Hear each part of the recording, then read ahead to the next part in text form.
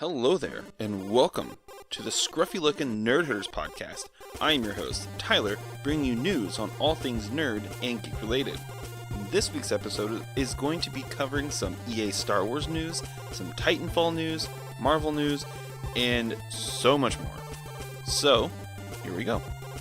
Now, I'm going to launch this episode with some comic book news since it's been a minute or two since I've actually talked about comics on the show.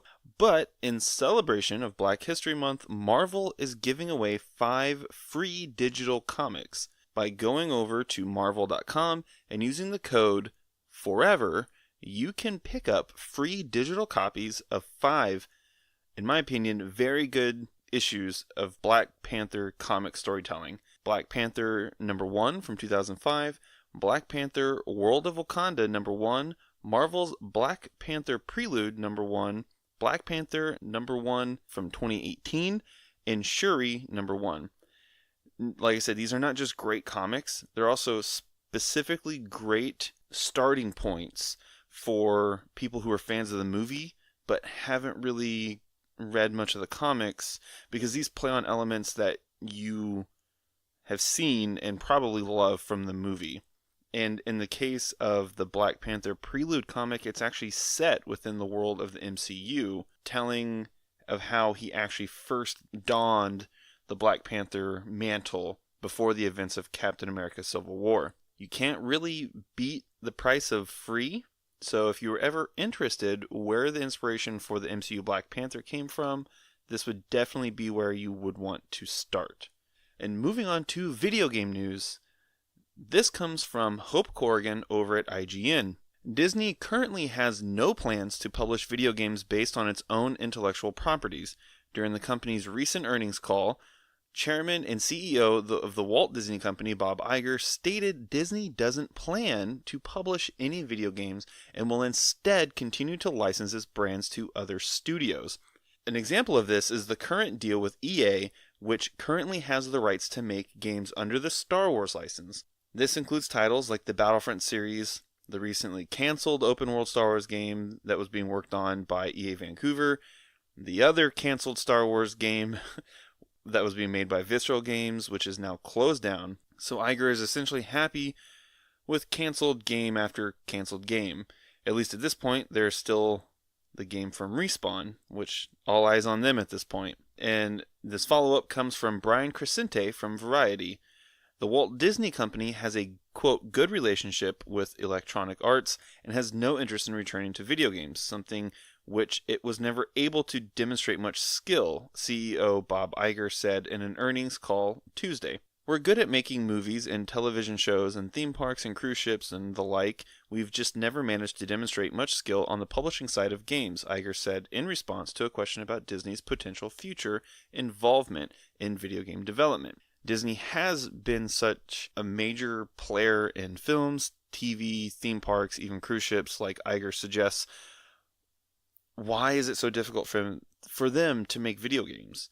Why can't Disney pull in all the talent that is required to make games based on their IPs? If they can do that with movies and TV shows, why can't they do that with video games? But I guess you can argue the point that EA isn't great at making games based on Disney's IP either, so... It continues, the Walt Disney Company has been shedding its video game development and publishing interests almost as long as it's been in business of making interactive entertainment. Over the course of decades, Disney has created and purchased studios and publishers only to later shut them down. In 2016, Disney discontinued the highly regarded Disney Infinity franchise and closed down the developer, ending all self-publishing efforts. That effort continued in 2018 with the closing of Club Penguin Island and the sale of Emoji Blitz. Coincidentally, Electronic Arts was holding its earnings call at the same time as Disney. During its call, EA confirmed that another Star Wars game, Star Wars Jedi Fallen Order, will be out this year.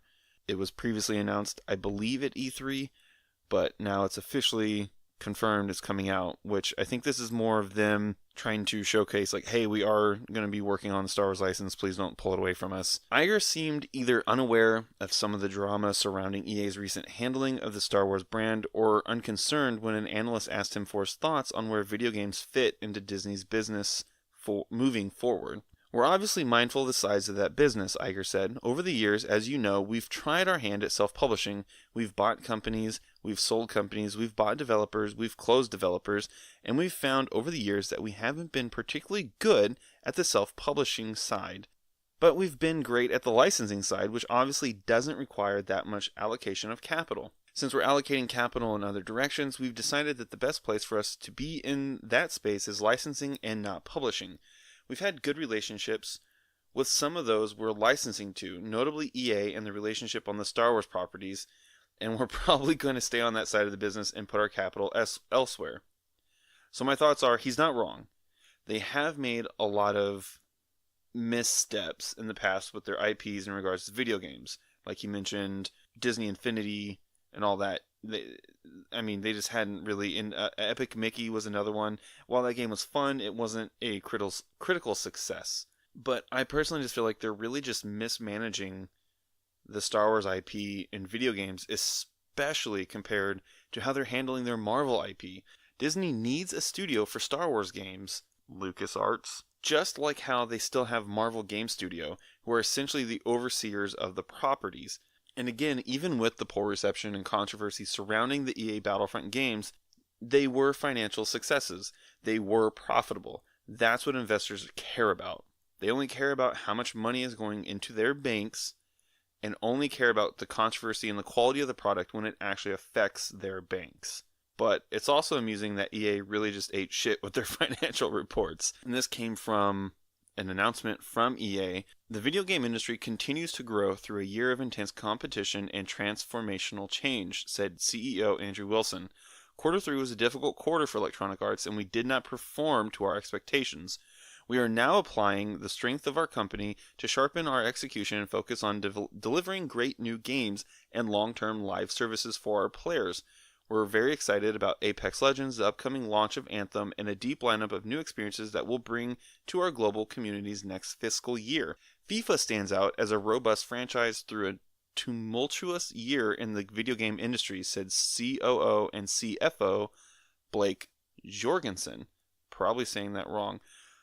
Elsewhere in the business, we're making adjustments to improve execution and we're refocusing R&D. Looking forward, we're delighted to launch Anthem, our new IP, to grow Apex Legends and related Titanfall experiences, to deliver new Plants vs. Zombies and Need for Speed titles, and to add Star Wars Jedi Fallen Order to our sports titles in the fall. What a shit way to have your games announced, right? Like, here's games that'll make money, because I only really feel like that's why they're falling back on Plants vs. Zombies and Need for Speed, because those are kind of like established franchises that they know will be profitable.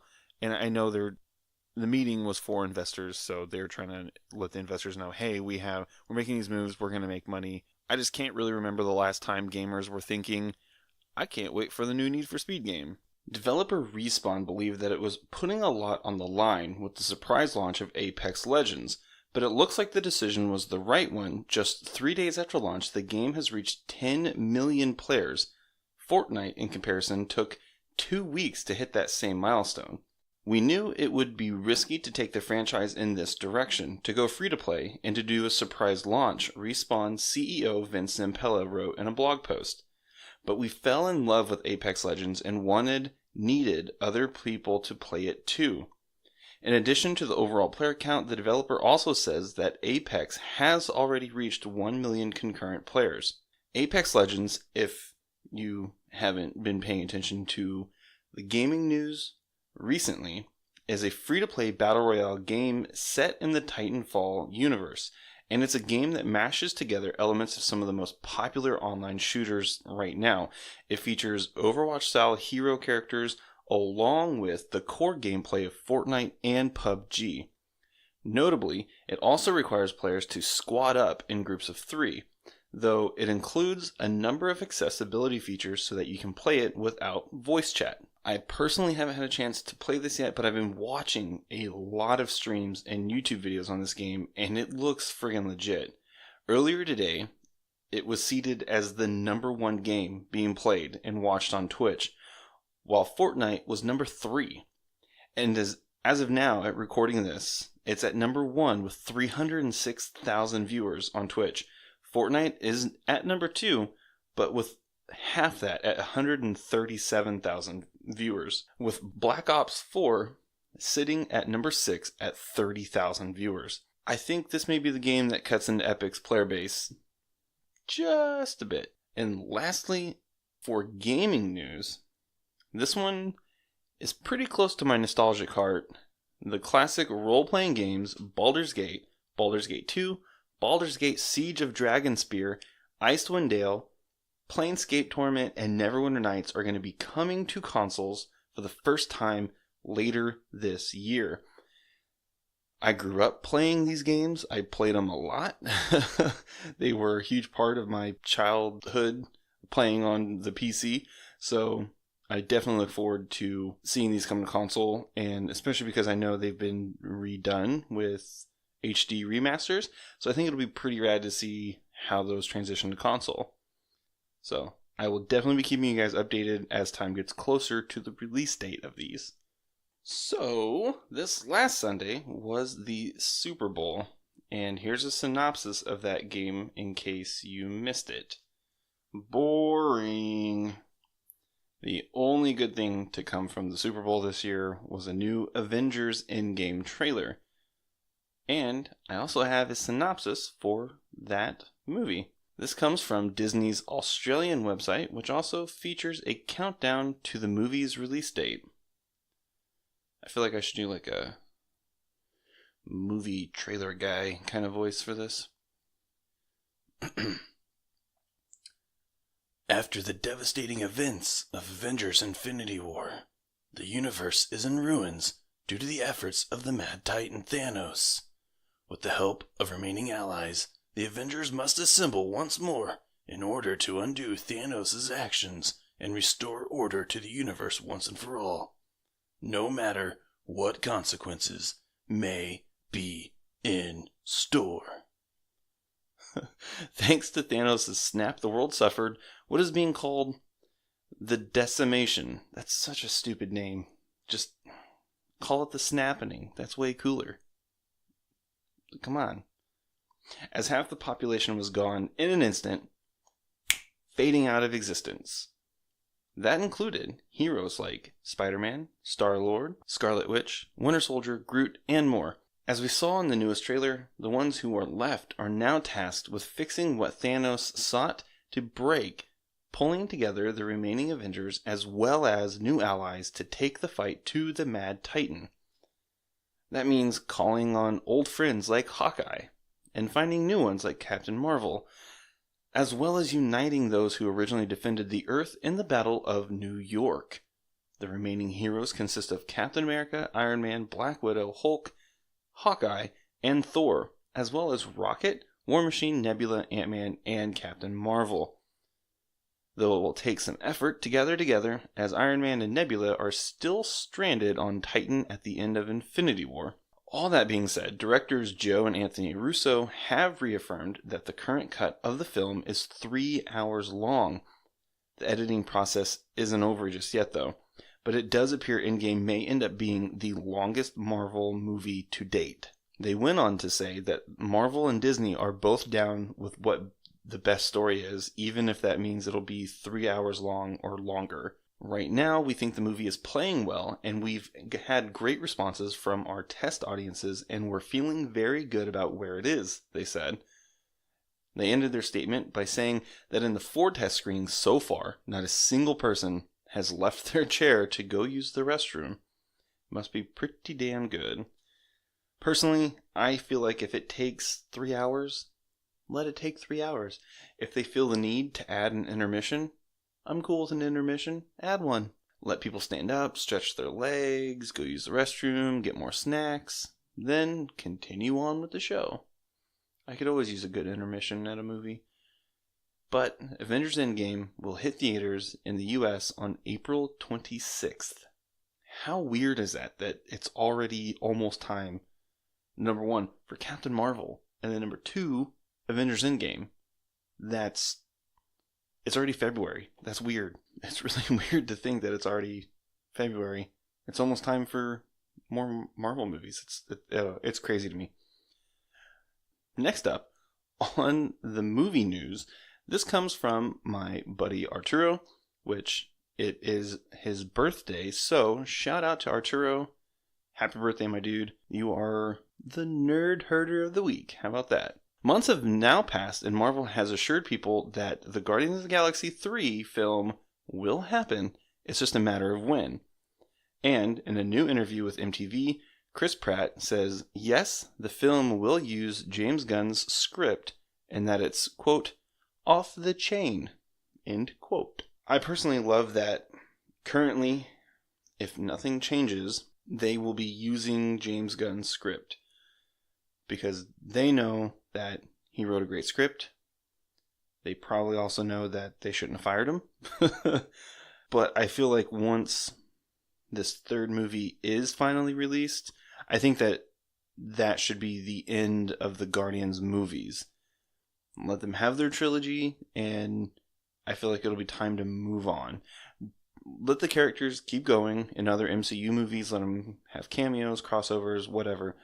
But just, I feel like they should stop the movies with Guardians 3 and just do a trilogy, and that's it. But that's just my opinion. Yours could be different. Let me know what you think in the comments. And lastly, in movie news, there was an article done by B. Allen Orange on movieweb.com, and it's about Star Wars Episode 9, because there was a little bit more supposed leaked storyline plot points, possibly.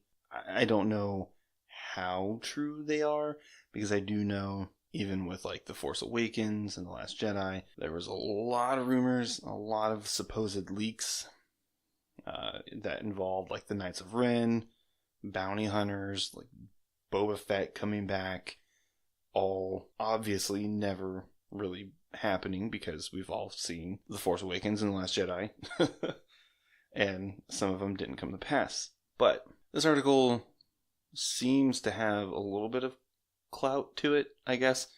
But I'm just going to read portions of it, make comments as I read. I haven't read it yet, so we're in this together. In terms of Star Wars and its own insulated folklore, what is the beyond? Many associate the word with the afterlife, but like the Force, it sounds like the definition is being redefined for the Star Wars universe. A new rumor claims that Kylo Ren is heading for the beyond in Star Wars 9. So what exactly does that mean? There have long been rumors and much speculation that Kylo Ren will have to be sacrificed to balance the Force. Whether he does that himself or at the hands of another Jedi, perhaps Luke or even Rey, is not yet known. But in terms of heading into the beyond, the reference perhaps is meant to signify his death. As set up in the continuing Star Wars universe, this could be something more sinister or perhaps supernatural. The beyond could also be where Force ghosts reside when they aren't materialized in the real world. That'd be interesting, which is an interesting concept. As seen in The Last Jedi, Yoda appears out of nowhere to burn down the giant Jedi tree and converse with Luke Skywalker. I think I kind of touched on this on an episode before about how my theory is that Luke will be able to materialize himself in some sort of way, like a physical form. But Yoda had to be somewhere else that entire time. If Kylo Ren finds a pathway into the beyond where Jedi spirits dwell in their off time, it could open an avenue to have Luke Skywalker become a bigger part of the story. And who's to say this isn't some kind of galactic heaven where all good ew, gross. Perhaps only Jedi have learned how to materialize themselves in the real world. This could lead to a Han Solo reunion. No. See, I'm not... Han Solo's dead. Let him be dead. Don't bring him back, because I feel like that would almost like lessen the impact of his death. I mean, if you're already going to be possibly bringing back Luke, which obviously because Mark Hamill has been on set, he's been filming, obviously they're bringing him back. You don't need to bring back Han Solo too. Like, pick one, bring him back. For the story, I feel like it makes more sense to just bring back Luke. Anyway, there is also the Acolytes of the Beyond, which offers a different concept of the word. They are described as follows. A group of dark side fanatics who existed during the Galactic Civil War. After the death of Darth Vader during the Battle of Endor, the Acolytes of the Beyond purchased what they believed was the fallen Dark Lord of the Sith's lightsaber, intending to return it to him in death. 2 months after purchasing the lightsaber, the Acolytes staged the revolution in Coronet City on Corellia. Prior to the Battle of Jakku, Acolyte cells throughout the galaxy launched a series of coordinated attacks against New Republic enclaves and outposts on various worlds, including Deveron. Many, including myself, have speculated that Force Ghost Luke will have learned how to make himself solid in the reality being experienced by all living creatures in the universe. Like I said a little bit ago. Like it or not, director Rian Johnson has actually opened the door for Luke Skywalker to be made of solid matter in Star Wars 9. That was one thing that I always try to tell people when they complain about The Last Jedi, and I'm just like, we've only seen the first 2 parts of a story. I understand having issues with the movie, but I don't feel like, as of now, as it stands, you should fault The Last Jedi for anything because we haven't seen the 3rd part of this trilogy yet. Once that movie comes out, if there's still things you have unanswered, if there's still things that just don't make sense, that's more legitimate. That's I would understand. It's understandable. But as of now, there's no way people can be as mad as they are. But I digress. I'm going off on tangent. Moving past that, the latest rumors claim that a threat from the Beyond will reveal itself, as the man formerly known as Ben Solo will be made quite vulnerable.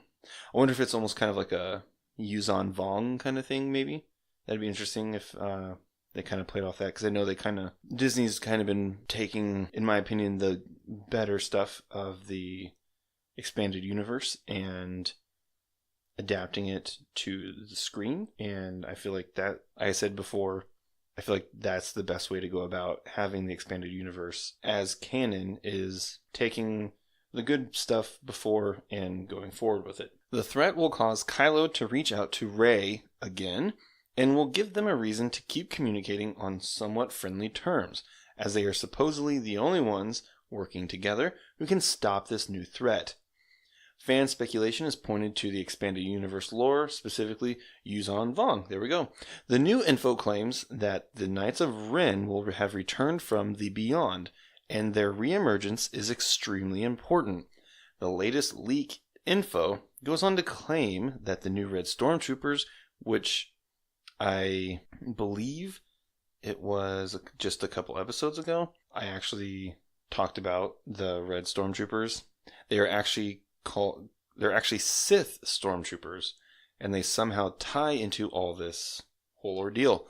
It is said that they are called Sith Troopers because when the story picks back up, Kylo will now be a Sith Lord, with Star Wars Episode 9 experiencing a time jump from The Last Jedi, which is said to be a year or more since we last saw the Resistance speeding away in the Millennium Falcon. If we are to believe this latest information, the Sith Troopers only respond to Ben and his Knights of Ren. Kylo now has his own private armies and militia under the First Order banner, so it's kind of like how Darth Vader had the 501st, which was called Vader's Fist. So that makes sense. Kind of mirroring and paralleling there. Star Wars has always had a thing with parallels and mirroring other aspects of the movies, whether they're in the same trilogy or a different trilogy. So that's pretty neat. I think that's cool if that's the way they go with it. It's also believed that worlds with their own defense systems have aligned with the First Order, and that the battles will be off the charts and unlike anything ever seen in a Star Wars movie. Interesting. So the Resistance won't just be fighting off white stormtroopers as in previous movies. The speculation is that Kylo Ren is assembling the galaxy's largest force ever seen, and he plans to dominate the Star Wars universe with an iron fist. Vader's fist? Iron fist? Or is he too much of a whiny brat for... emo Kylo Ren joke. The originating rumor claims that the threat coming from the Beyond will actually spark a transition in Ren, one that reunites him with Rey and could mend his family issues, bringing him back to the light. Interesting. And it goes on to say, even though Luke believed this to be impossible, I feel like they really need to... I feel like a redemption story arc is... I think it's a little too much right now. I think that would be, in my opinion, I wouldn't find that believable. I don't know. If they did it right, I feel like it could be done pretty well done, and I would probably enjoy it. But I personally, I feel like Kylo Ren, I feel like it'd be more impactful if he died. And like that would be like the end of the Skywalker lineage at that point. All this news comes from Making Star Wars. They speculate that one of the Knights of Ren is actually second in power and will attempt to overthrow Kylo Ren, killing him and replacing him as a supreme leader. That would also be interesting, having essentially two Sith again, having that power struggle. In like Knights of the Old Republic games and even like the Star Wars The Old Republic, having the apprentice always ends up killing the master. It's something that happened throughout all the Old Republic and stuff like that. So I think it'd be interesting to kind of drag that over into this New Republic era. I think that'd be interesting. But it continues, or I should say it finishes with, while some of this is speculation, the dots are being connected by real rumors from legit sources. How any of this will pan out won't actually be revealed until Star Wars Episode 9 is in cinemas, but perhaps we'll see some hints in the first trailer this April. Yes, because Celebration is in April, and I also very much look forward to that, because I'm really excited for Star Wars Celebration this year. I think it's going to be a really good one. I think it's going to be really good. I know they have a lot of books and comics and stuff like that to showcase, but I'm super hyped for seeing what they do with Episode 9. Oh man, I can't wait. I'm excited.